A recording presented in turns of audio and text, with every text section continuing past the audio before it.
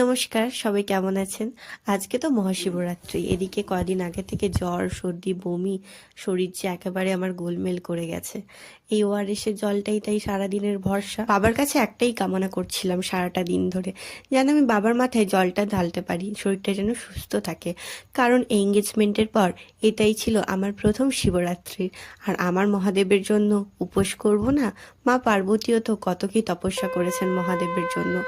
আমাদেরও না ভালোবাসাটা শিব পার্বতীর মতো, ওম নমঃ কখনো শিবায়, ওম তাণ্ডব, নমঃ আবার শিবায়, কখনো ওম নমঃ ও শিবায়, আমার ওম জন্য নমঃ। দক্ষযজ্ঞ বাঁধাতে পারে, আমি ওর জন্য দেহ ত্যাগ করতে পারি।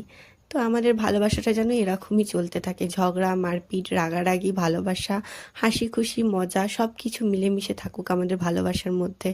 আর আমরা যে পৃথিবীতে এসেছি, যেন আরও 5 জন মানুষের উপকার হয় আমাদের দ্বারা। আর দিন শেষে কি জানতে পারলাম জানো, আমার মহাদেবও আমার জন্য সারাটা দিন নির্জলা উপোস রেখেছেন। ভাবা যায় না আজকালকার দিনেও এমন মহাদেব কি পাওয়া যায়। আর এই শিব পূজার একটাই সার কথা বলে আমি জানি, জীব সেবাই হচ্ছে শিব সেবা। তাই হর হর মহা